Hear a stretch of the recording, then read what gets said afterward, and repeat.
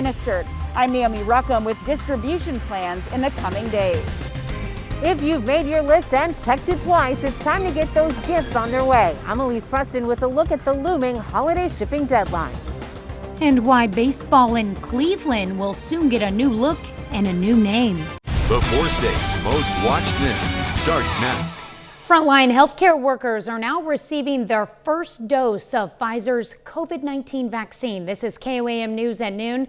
I'm Tanya Bach. Shipments of nearly 3 million doses are underway, and the first delivery took place early this morning. Naomi Ruckham is outside a hospital in Queens, New York, where the first person in the U.S. received the vaccine.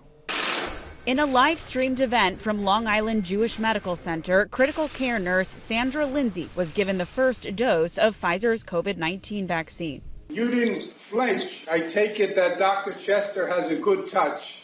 She has a good touch, and it didn't feel any different from taking any other vaccine.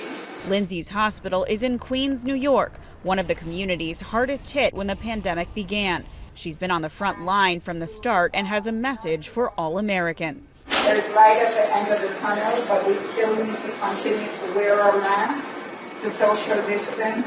The vaccine can't come soon enough. The overall U.S. death toll is expected to hit 300,000 later today. The massive coordinated shipping effort began Sunday. Trucks filled with vaccine doses left Pfizer's facility in Michigan under U.S. Marshal escort. The first wave includes 2.9 million doses packed in boxes that will keep the vaccine at -94 degrees. Both UPS and FedEx are delivering them to 145 distribution centers in 30 cities across the country. The entire logistics effort is being tracked in real time inside the UPS COVID Command Center. It gets on the plane first, it gets off the plane first. The drivers and the pilots both know that they're carrying vaccines. First doses are also going to nursing home residents. More than 76,000 residents in long-term care facilities have died from COVID-19, and nearly 1,200 staff members. Naomi Ruckham, CBS News, New York. The head of the government's vaccine program estimates there should be enough doses for the entire U.S. population by the end of May or the middle of June. Well, if you wish for some of that white stuff, you got it. Yeah. Michael Aislip joins us with the first look at the forecast. Not only that, the fact that we were coming off record highs last week, this time we've got more on the way, and it's going to stick around. It's going to be a chilly week, Tanya. Live look from the Freeman Health System sky camera in Joplin, where we currently sit at 35 degrees with the wind chill still in effect, only feeling like 31 right now. Whole bunch of temperatures still below the freezing point. So all of you down to the south, and I saw some impressive pictures out of the northeast Oklahoma area that, yeah, I know that snow's not going to go anywhere anytime soon. We got this cloud cover hanging right over us, but here's the thing. High pressure system is really good. This is really weird. Look at this niche we've carved out. You get on that side, you get on that side. Yeah, it'd pretty much be overcast. We're actually going to have partly sunny skies today as the majority of the precipitation hangs over the northeastern portion of the United States. It's still going to be chilly though. I'm telling you, high 30s, low 40s, that's as good as we're going to get. Now, as Tanya was alluding to, not only do we have the white stuff hanging around, we've got more on the way, because as we push into Tuesday morning, we see it develop through Oklahoma and Kansas. Then it's on us Tuesday afternoon and evening. It will begin as rain, but then it will switch over. So we will get wintry mixes overnight. What that means is we need to be very careful out on the roads for Wednesday morning. With that being said, yeah, Tanya, it is going to stick around because our temperatures are so cold this week. We're just making up for what we had enjoyable last week. We're going to be well below average. Coming up here in just a little bit, let's talk about snow accumulation, see how much we're going to get. That way everybody can prepare for exactly where it's going to be. All right, sounds like we got a lot to talk about. Well, presidential electors are meeting across the United States today to formally choose Joe Biden as the nation's next president. President Trump still refuses to concede the election following weeks of legal challenges that have been dismissed by judges across the country. Thousands of president supporters, though, gathered at protests around the country over the weekend. President-elect Biden plans to address the nation tonight after the electors have voted. Tomorrow is the ground shipping deadline, with most major carriers to guarantee package delivery by Christmas. And more packages are being shipped this holiday season than ever before. As Elise Preston reports, there are still options for last-minute shoppers.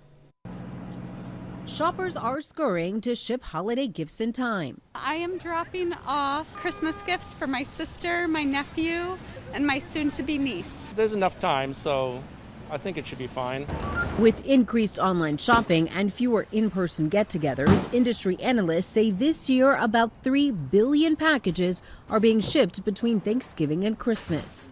I have never seen a demand that is at that high, exceeding the capacity no matter which carrier you are.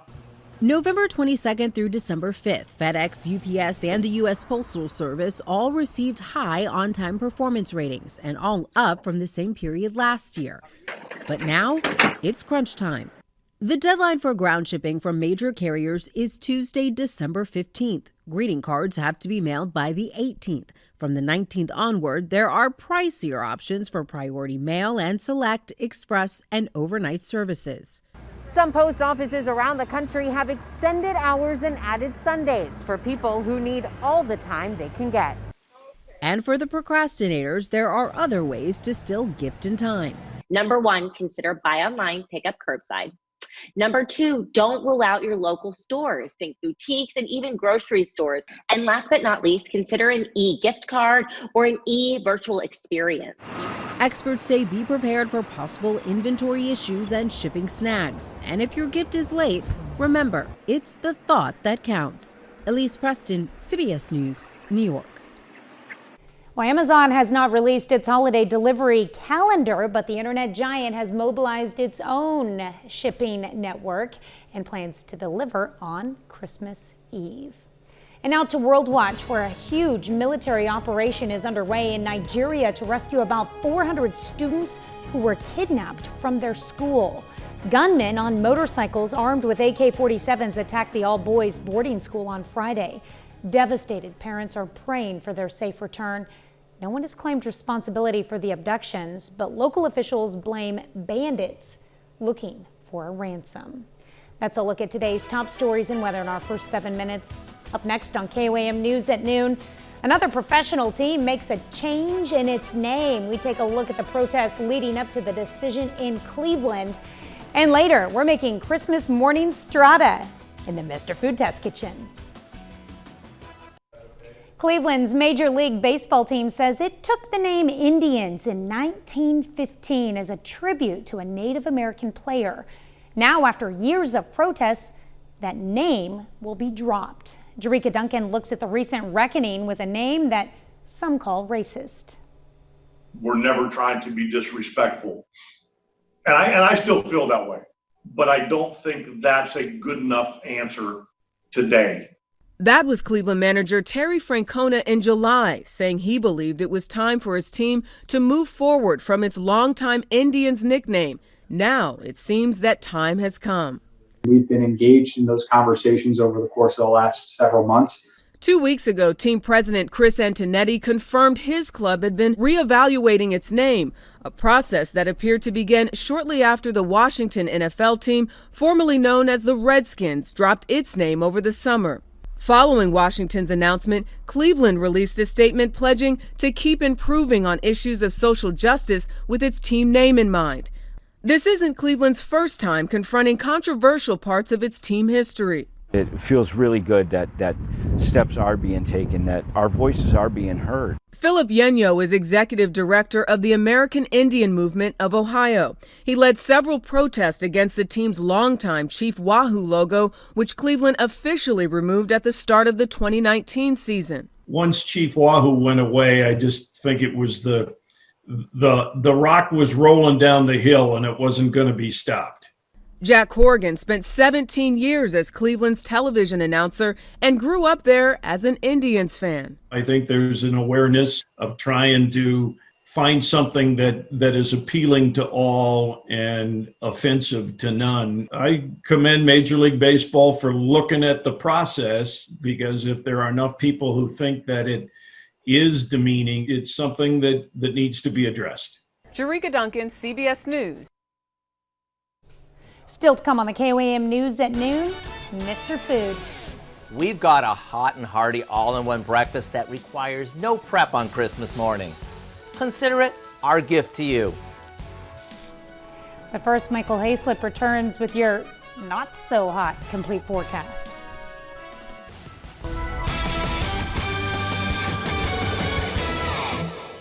It is a beautiful Monday outside the mothership here on KOAM TV with a little northerly breeze coming in. And let's see what's going to happen here. Turning into the station. My bad. All right, so as we progress, luckily, even though it's a chilly one, our weather almanac, we won't get close to the low. Look at that. Back in 1963, we dropped down to 2 degrees. But of course, coming off of the record-setting week that we had last Wednesday and Thursday with our highs, it is time to return to a taste of December. 35 right now and only feeling like 31, and really that's where we're going to be stuck.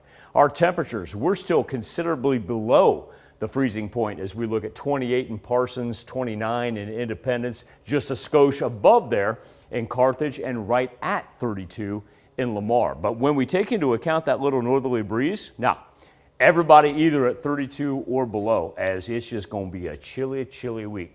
This is pretty interesting when we look at our cloud cover from the Skywatch Storm Tracker. Now, ours hasn't been too bad. Sun's been able to penetrate it. But if we were to move off to the east, if we were to move off to the west, we just got lucky. A little high pressure just cut a swath right there from the northeast down to the southwest. And so we're going to have a delightful sunshiny day, albeit a cold one. Nationally speaking, here's what we're looking at. A whole bunch of action along the mid-Atlantic up to the northeast. Mainly rain, a little bit of snow built in there, but also too, this right here, this trough, very similar in nature to what we had last week when that thing originated at the Four Corners and then made its way right through the Midwest. And that's exactly what we'll see by the time we get into tomorrow evening and Wednesday morning. For today, we'll still go sunshiny skies, highs in the high 30s, low 40s, a little northerly breeze. But now let's talk about the good stuff that is to come. So what we have on the KOAM morning news tomorrow, we're going to be watching all the snow that develops in the panhandles out through central Kansas, because this thing's going to go straight west to east. And as it does, as it creeps up, we'll start with rain. Really won't be on us until late afternoon, early evening. And then we'll get scattered snow showers throughout Tuesday night into Wednesday. Now, here's the crux of that. For everybody that's got to be out early Wednesday, that's going to freeze up. I need everybody to be very careful. Check out those Department of Transportation pages. We're not looking at a widespread winter weather advisory or anything like that. Nothing like what OKC up through Dodge City has. They're actually going to get substantial amounts of snow. But for us, it's going to hang around because our temperatures are going to be so cold, and those cloud cover, that makes a huge difference right there. As that cloud cover moves off, that means we're going to drop back down for freezing for the next 2 nights. Everything is going to refreeze. And so, Tanya, it is actually time to start talking about driving conditions. Kind of lucked out this weekend. Everything that hit the ground seemingly melted. I think travel conditions for our counties, Delaware, Ottawa, Craig, maybe not so much, but even McDonald County and Jasper and Barton were fine. That's going to change because we're going to be so cold this week. That's right, and with that extended cold, you got to be careful with the ground, right? Especially on bridges and overpasses. That's when we talk about everything. Even if it hits the ground and melts, it's going to refreeze. All right, just be aware, especially Wednesday morning. All right, thanks, Michael. We take this time to honor today's four-state hero, Corporal Donald Ferris in the U.S. Army. The soldier hails from Dunawig, Missouri. He served with the 3rd Division, 9th Field Artillery in Korea in the 1950s. Corporal Ferris earned 2 Bronze Stars, the United Nations Service Medal, and the Korean Service Medal. Corporal Don Ferris, we thank you, our four-state hero. It's hot and hearty and all in one, the perfect breakfast recipe that you can make the day before Santa arrives. Howard shows us how to make Christmas morning strata in the Mr. Food Test Kitchen. After talking with so many of you, I've learned that everyone seems to have a different routine come Christmas morning. So the dish we're making today was created specifically with that in mind. Some of you like to get up, quietly light the tree, and take in the glimmer and glory before everyone wakes up. While others have told me from the second they open their eyes, it's nonstop chaos. No matter what category you fall under, what we're making today will be very welcome. The day before you want to serve it, all you do is chunk up French bread and combine it with a good amount of shredded cheddar cheese, some cooked crumbled sausage, and scallions. Now we add mustard, a splash of Worcestershire sauce, and a few spices to some eggs that we beat with some milk. And we pour that over the bread. After it's mixed, we put it in a casserole dish, cover it, and into the fridge it goes overnight. Come morning, all you need to do is pop it in the oven while everyone's waking up. And when it's done, dig in. Since it's loaded with all sorts of goodness, this is truly an all-in-one breakfast. So how about going online and getting the recipe for our Christmas morning strata, so you'll be armed with a dish that'll help make Christmas morning all the more special. I'm Howard in the Mr. Food Test Kitchen, where today we're sharing a stress-free way for you to say, ooh, it's so good. You can find this recipe along with a lot more good food from the Mr. Food Test Kitchen online. Just go to our website at KOAMnewsnow.com. Here's a look at our 4 state market prices.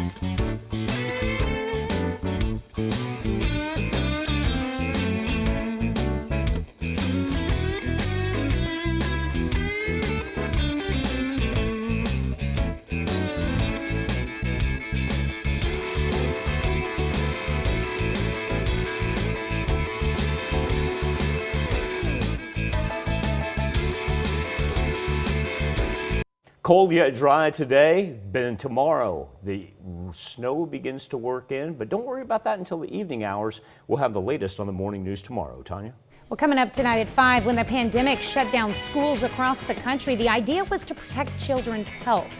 But the switch to remote learning means long hours in front of a computer. In Health Watch, we look at concerns for children's eyesight and what steps might help. Plus, the latest information from the city of Joplin on COVID-19.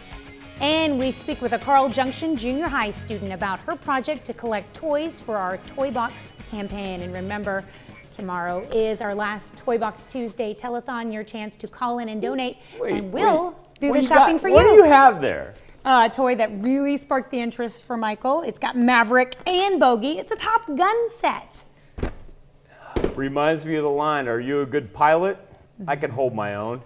It's a good thing you don't make your living as a singer. All right. Thanks for joining us for KOAM News at Noon. We'll see you right back here at 5 o'clock.